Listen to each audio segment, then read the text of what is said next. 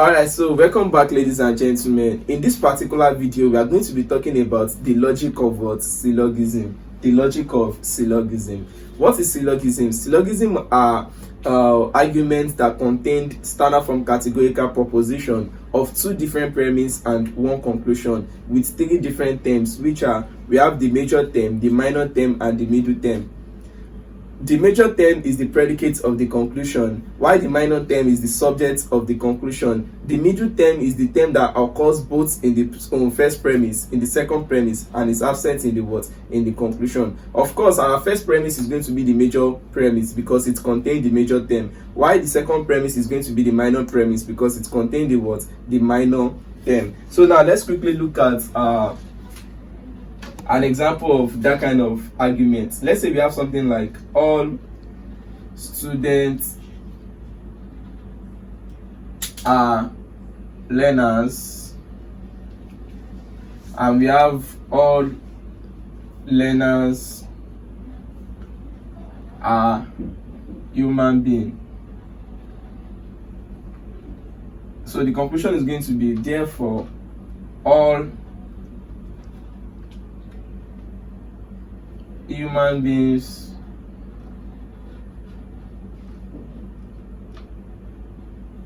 are students.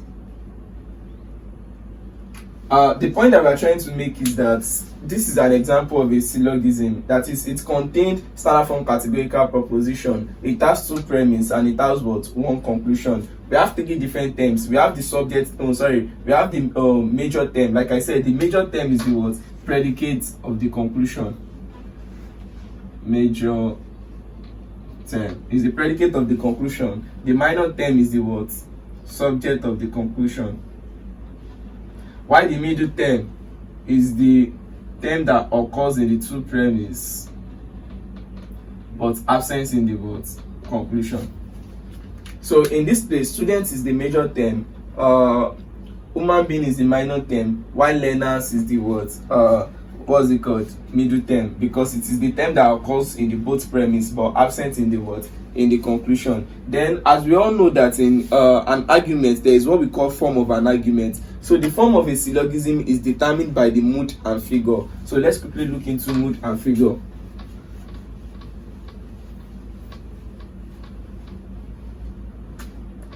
Form of a syllogistic argument or form of syllogism is determined by the mood and what? Figure. So the mood is determined by the type of proposition that we have in that argument. Let's say, for instance, we have all students are learners, all learners are human beings, therefore all human beings are students. So the mood of this particular argument is going to be A. That is, it has a proposition, and also what? A proposition. So the mood is determined by the kind of proposition that we have in that particular argument. Let's say we have something like all students are learners. Let's say we have some learners are human beings, therefore some human beings are students. So the mood is going to be A, I. So the mood is determined by the kind of proposition that we have in that argument. In this case now, we have A proposition, I proposition, and I proposition. But this one we have A. So let's say we have something like no students are learners, some learners are not students, or let's say some learners are not human beings, therefore some human beings are not students. So in this argument now, the mood is going to be that's E O. So the mood is determined by what? The kind of proposition that we have in that what? Argument, whether A proposition, I proposition, E proposition, or O proposition. So but the figure the figure now is determined by the placement of the middle term. Don't forget that the middle term is in the first premise, is in the major premise and the minor premise. That is the first and second premise, but absent in the conclusion. So the figure is going to be determined by what? By the position of the middle term. Let's say we have an argument like this: all humans are mortals. All mortals are students. Therefore, all students are human beings. So this is an example of a syllogistic argument. Now, as you can see, the middle term occurs as the subject, as the predicate of the major premise and the subject of the what? Minor premise. So the position of the middle term is what determines the figure. Sure, you understand? The position of the middle term is what determines the figure. That's the point I'm trying to make. So if the middle term occurs in the subject of the the subject of the major premise and the predicate of the minor premise. So let's represent this with P, S, therefore P and S. So this is figure 1. So if the middle term occurs in the present subject of the major premise and predicate of the minor premise, so we call it what? Figure 1. That is subject predicate, figure 1, subject predicate, figure 1. But if it occurs in the predicate,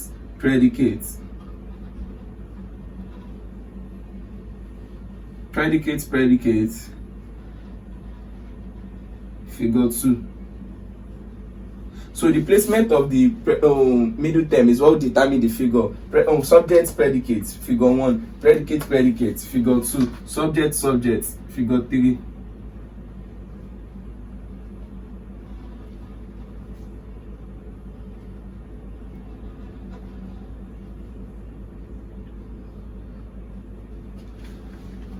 Subject predicate, figure 1, predicate, figure 2, subject, figure 3,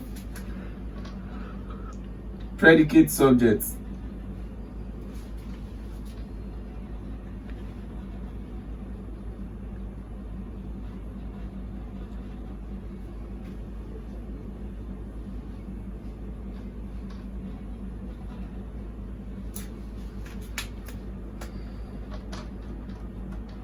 So if it occurs in the subject predicate of the main premise, this is just the conclusion. So if it occurs in the subject predicate, that's figure 1.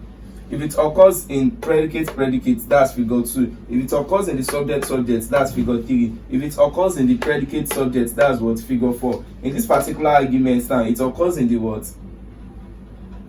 Predicate subject. The middle term occurs in this predicate subject, so it has what? Figure 4. So what's the mood for this particular argument? We said the mood is determined by the kind of proposition that we have. So we have A.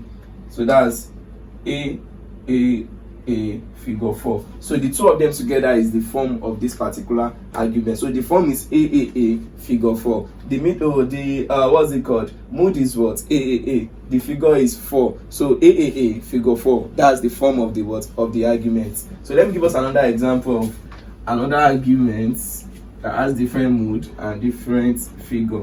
So don't forget that the mood is determined by what? By the kind of proposition. If you have A proposition, O proposition, and I proposition, is going to be A, O, I. Then if the placement of the middle term is what determines the figure of the placement of the middle term is what determines the figure of that particular argument. If it occurs in subject predicate, figure 1, predicate, figure 2, subject, figure 3, predicate subject, figure 4. So let's give us another kind of example now with a different form. So let's say we have no men are women. Some men are not girls. Therefore, some girls are not women. Therefore, some girls are not women. So this one has if O O. Figure what? Subject. That's what? Figure 3. So the form is what? Figure 3, because the middle term occurs in the subject. The middle term is the term that is absent in the conclusion but present in the both premise. So men, that's the middle term of this particular argument. Then the major term is the what? The predicate of the conclusion. Then the minor term is the subject of the conclusion. Then this what's it called? The major term, which is the woman, the predicate of the conclusion, is going to be in the major premise, which is the first premise. Then the minor term, which is girls, is going to be in the minor premise, which is what? The second premise. Then the term that are absent in the conclusion but present in the both first premise and the second premise is our what? Our middle term. So the mood is determined by the kind of arguments that we have, the kind of proposition that we have, while the figure is determined by the position of the what? Of the middle term. So if it occurs subject predicate, that's figure 1. Predicate, that's figure 2. Subject, that's figure 3. Predicate, subject, that's what? Figure 4. So let me give us another one as an example. Some boys are loyalists. Some loyalists are handsome. Therefore, some handsome people, some loyalists are handsome people. Some handsome people are boys. So this one has I figure. So I predicate subject, that's I figure what? Figure 4. So now, as we can see, that's an example of syllogism. So now let's now move to the Venn diagram of testing the validity or invalidity for a syllogistic argument. Standard form categorical proposition actually contains two different classes. It's a family relationship between two different classes. All humans are mortals. But in syllogism, we are talking about the relationship between three different classes. So when we are doing the three different classes, of course, which are the major term, the middle term, and the minor term. So when we are drawing the circle or the Venn diagram for testing the validity of syllogism, since we are going to be talking about three different classes, so we are going to be drawing three different circle. So we want to use Venn diagram to test the validity. So the first thing that you will do is that, although there are times that they might not arrange the question. There are times that they might not arrange the question, that you have to be the one to arrange it yourself. Then how do you arrange question whenever you want to use Venn diagram to test syllogism? First thing first, you look out for your conclusion. Don't forget that for you to get your conclusion, you need to know the conclusion indicators. So there are some cases whereby they might give you your conclusion first, but you'll be the one to arrange the argument yourself. Let's say we have an argument that like this. So let's say we have something like so.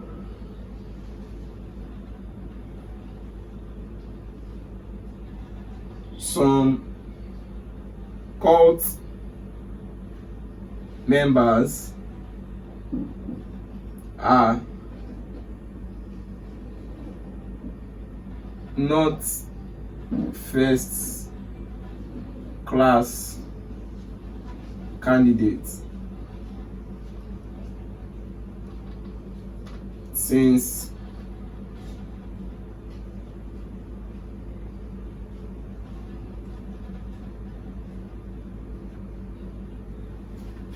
all first class candidates are intelligent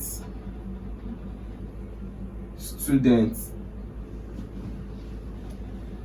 and some cult members are not intelligent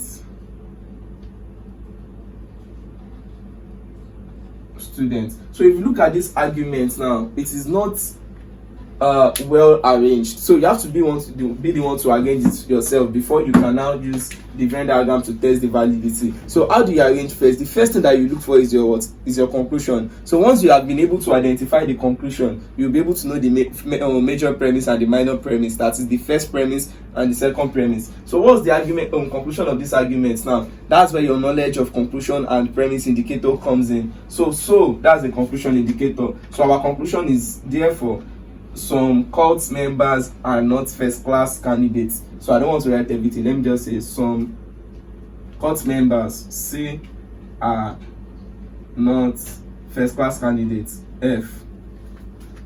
That's my conclusion. Some cult members are not first class candidates. So anywhere there's first class candidates, that's going to be my what? First premise. That's going to be my major premise, because this is my what?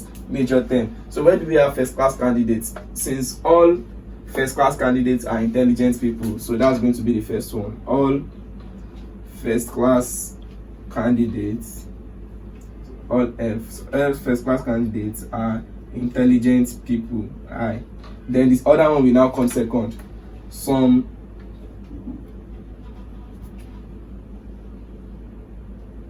cult members are not intelligent people. So as you can see, I have my major premise, my major term, first class candidates. Then my major premise is already in my major premise. My conclusion, the subject of my conclusion, cult members, is my what? Minor term, and is already in the minor premise. It's already in the minor premise, which is the second premise. So if I now want to use to diagram it now, if I want to use Venn diagram to test the validity now, the first thing that I will do is that what? After I arrange the arguments now, I will write the form. What's the form of this argument? Which include the mood and the figure. What's the figure? A O O. Then what's the figure now? That's the mood. What's the figure? Predicate. Subject predicate is figure 1. Predicate is what? Figure 2. So now this is the form. Now before you proceed, one thing that you should note is that in logic, what determines the validity of an argument is the form and not the content. So as long as this particular form, if I use Venn diagram to test it now, as long as this particular form is valid, any other argument that have this same form will be valid. If this particular form is invalid, any other argument that has this same form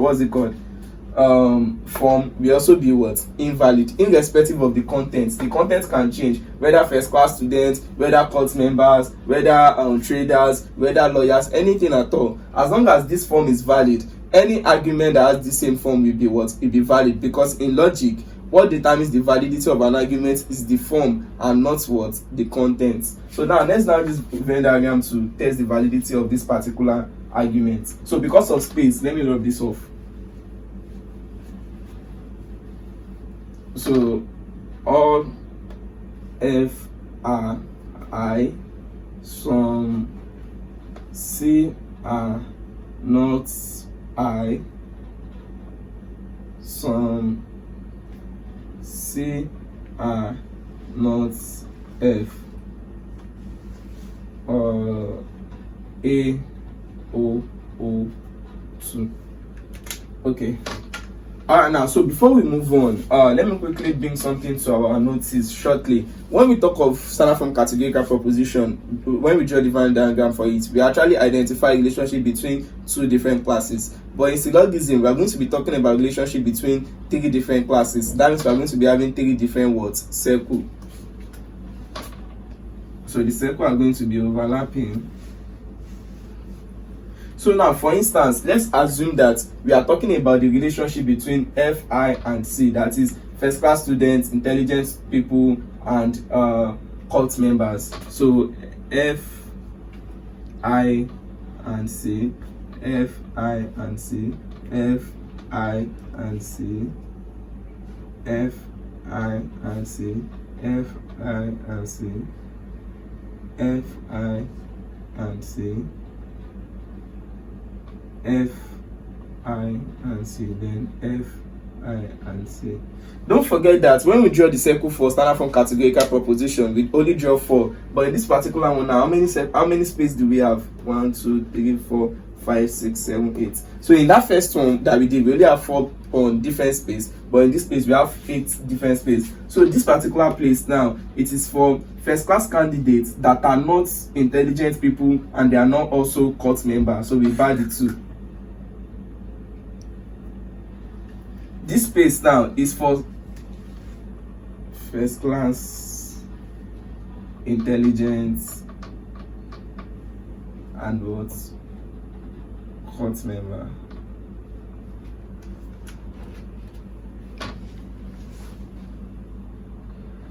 Sorry.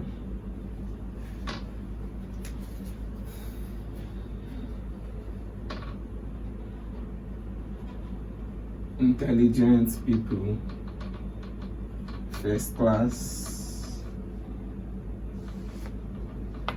and what's called members. All right, so this place now, okay.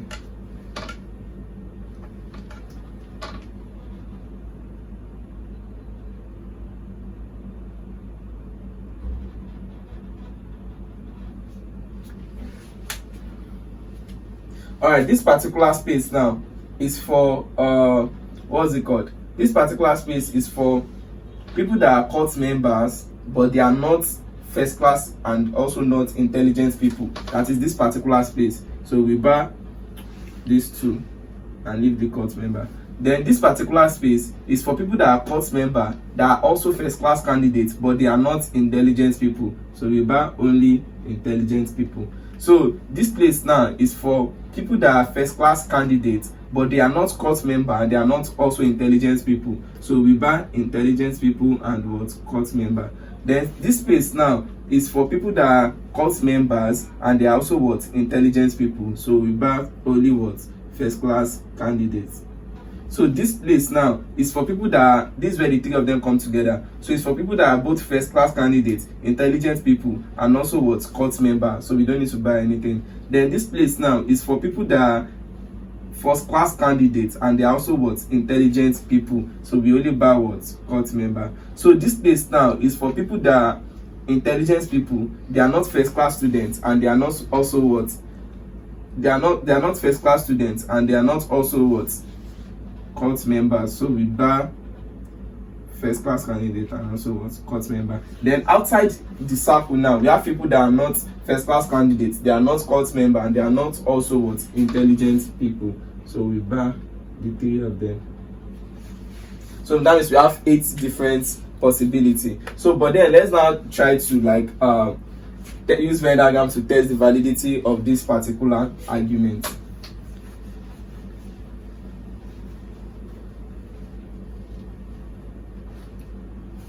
Alright, now so the first thing that you do is that since we are talking about 3 different classes, so you have to draw 3 different circles.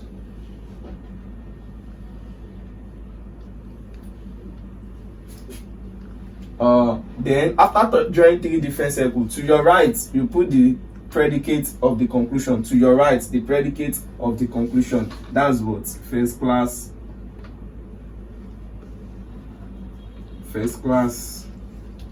candidates. Let's just say first class candidates. Then to your left you put the word, the subject of your conclusion, which is the minor term. So that's what? Court members. Then the down is going to be for the middle term. The middle term is what? Intelligent people.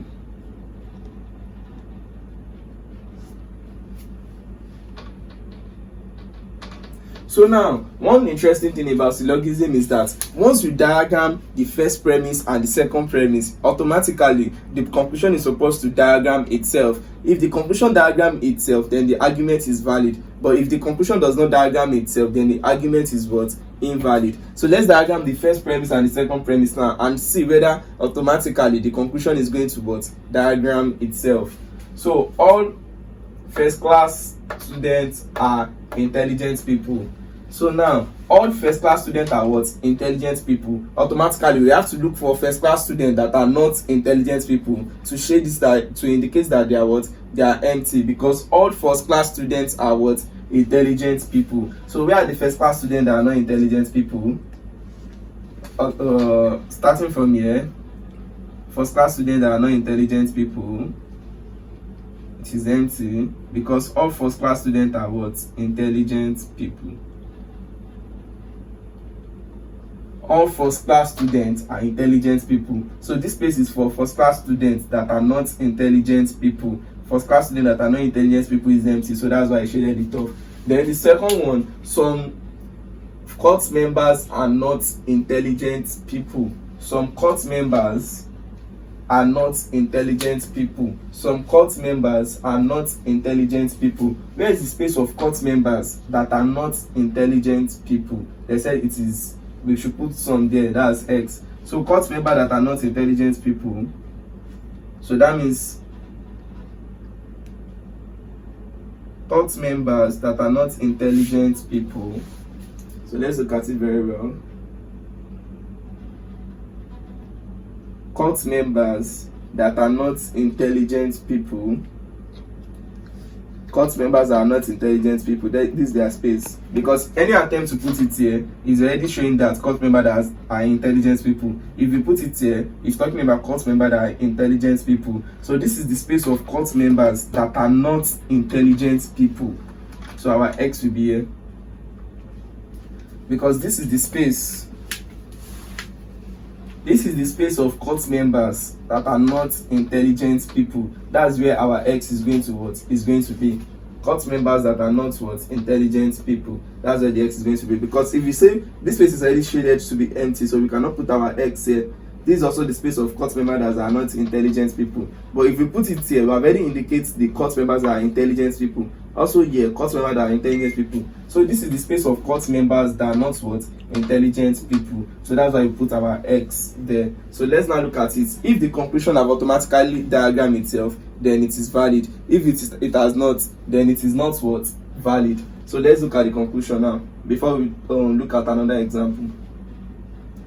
So some candidates, some court members are not first class people. Let's see whether we have court members that are not first class people. Maybe our X is already there. As you can see, this is the space of court members that are not what? First class people.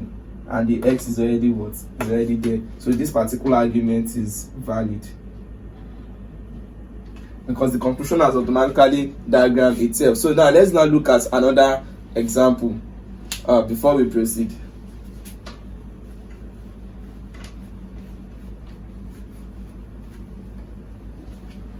In this second argument or second example that we are going to be looking at now, let's have assume that we have a proposition that starts with no, that is universal negative. But before then, remember that there are some situations whereby they might not arrange the argument, but you have to arrange it first. How do you arrange it? You look for the conclusion. How do you look for your conclusion indicator? In a situation whereby you did not have any conclusion indicator, look out for the premise indicator. Once you have been able to identify the two premises, the one that is without any indicator is going to be your what? Conclusion. And the predicate of your conclusion is the major term, and it's going to be your what? Major premise. So anywhere you have that word or that class or that term, that major term, anywhere that you have that class that is in the major term, is going to be in your what? Major premise. Then the other one will be your what? Minor premise. Then after arranging it serially like that, then you will now let's assume that we have arranged this one now, and we have no cowards are Nigerian soldiers, followed by all cowards are Ekomong soldiers. Therefore, some Ekomong soldiers are not Nigerian soldiers. As you can see, our middle term is what? Cowards. That is, it is the term that exists both in the two premises but absent in our what? Conclusion. Then the predicate of our conclusion is the major term, and it is in the major premise. The subject of our conclusion is the minor term, and it's also in the what? Minor premise. So what do we say we do? We write out the form, which include the mood and figure. So what's the mood of this argument? E, A, O. Subject. Subject predicate is figure 1. Predicate is figure 2. Subject is what? Figure 3. So the two of them together, that's the form. So what do? We draw our circle. The middle one is the what? Cowards. The one to the left is the predicate of the conclusion. Nigerians soldiers. Then Economic soldier is the minor term. Soldiers. So now we diagram the first and second premise, and automatically if the conclusion has diagrammed itself, then the argument is what? Valid. If it has not diagrammed itself, then the argument is what? Invalid. So no no cowards are Nigerian soldiers. So what do we do? No cowards are Nigerian soldiers. No cowards are Nigerian soldiers. So cowards that are Nigerian soldiers, we shade them off. Cowards that are Nigerian soldiers. This is cowards, Nigerian soldiers. So cowards that are Nigerian soldiers, we shade them off, because no cowards are what? Nigerian soldier. So we cannot leave any coward that is a what? Nigerian soldier. So we shade them off. Anywhere Nigerian soldiers and coward comes together, we shade them off, because no cowards are Nigerian soldier. So that particular class is empty. Then the second one, all cowards are Ecomonk soldiers. All cowards are Ecomonk soldiers. So cowards that are not Ecomonk soldiers, we shade them off, because all cowards are Ecomonk soldiers. So cowards that are not Ecomonk soldiers, we shade them off.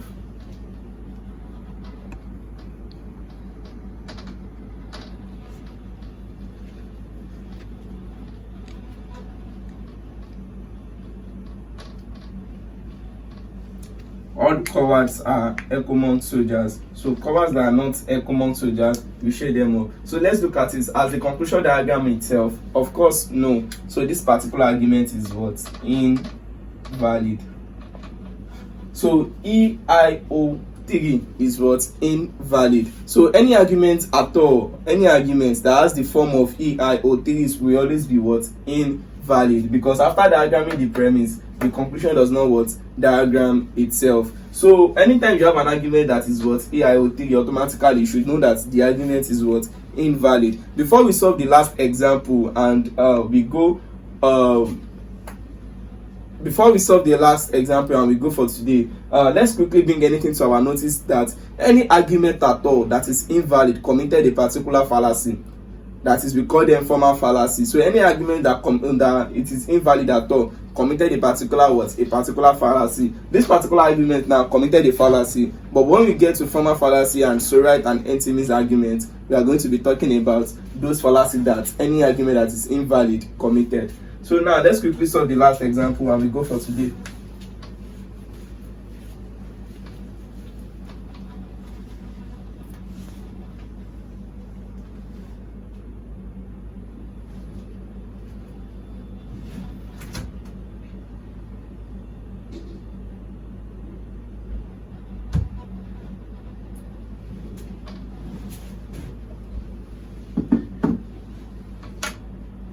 All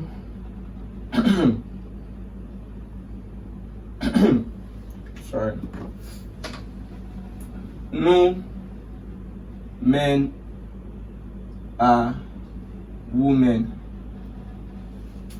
Some girls are not men. Therefore, some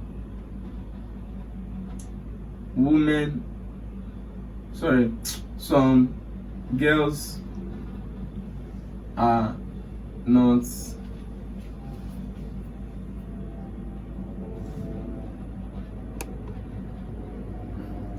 women. So now let's quickly look at this argument, whether it is valid or invalid. So what do we do first? Don't forget whether this statement, the content is some girls are not women. Forget whether it is true or it is not true. As long as what matters is the form, not the content. So E proposition first, then subject predicate 1. So EO1, that's the form of the argument. We draw our circle. So the conclusion, the middle term, what's our middle term? Men. What's our major term? Women. Then what's our minor term? Girls. So we diagram the first one. No men are women. No men are women. No men are women. So any men that is a woman, we are shading it off. Anywhere that we have women and men coming together, we are shading it off, because no men are women. Men that are women. Men that are women, we are shading it off, because no men at all are women. So anywhere men and women come together, we shade it off. Then the second one, some girls are not men. Some girls are not men. Some girls are not men. So girls that are not men, we are going to put our X there. Girls that are not what? Men, we are going to put our X there. So girls that are not men, where is the space? This is the space. Girls that are not men. Because if you put our X here, we already put it for girls that are men. If you put, okay, this is the space. Girls that are not men.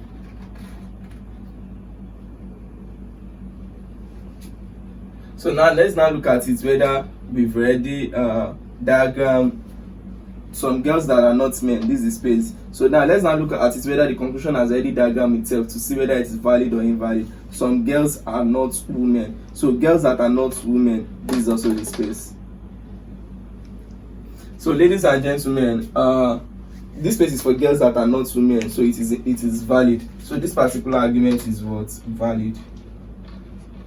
So E001 is what? Valid. As long as this particular argument is valid, any argument that has this kind of form will definitely be what? Be valid. So ladies and gentlemen, what we have been discussing so far is the logic of what? Syllogism. And we said syllogistic argument is an standard form categorical proposition with three different an argument with three different standard form categorical proposition of two premise and what? One conclusion with three different terms: the major term, the minor term, and the what? The middle term. The predicate of our conclusion is our what? Major term. The subject of our conclusion is the what? The minor term. While the term that occurs both in the premise but absent in the conclusion is our what? Our middle term. And instead, when you want to use the Venn diagram to test it, we are going to be drawing three different what? Three different circles. We are going to be putting to the right our what? Major term, to the left our what? Minor term, and to the down part our what? Middle term. And after diagramming, we also write out the what? The figure, which the mode and figure which amounts to the what? The form of that particular argument. To test whether it is valid, we diagram the first premise and the second premise first. Automatically the conclusion should diagram itself. So if the conclusion fails to diagram itself, then that particular argument is what? Invalid. But if the conclusion diagram itself, then that particular argument is what? Valid. And we also stated that what? Any argument that have a form that is already proven to be valid will continue to be what? Valid. And any argument that has a form with an argument that has been proven to be invalid will continue to be what? Invalid. So ladies and gentlemen, and we also said lastly that any argument that is invalid has committed a particular what? Fallacy. When we get there, we should be discussing different kind of fallacy that we have in what? Syllogism or formal fallacy. So ladies and gentlemen, thank you for today and see you next time.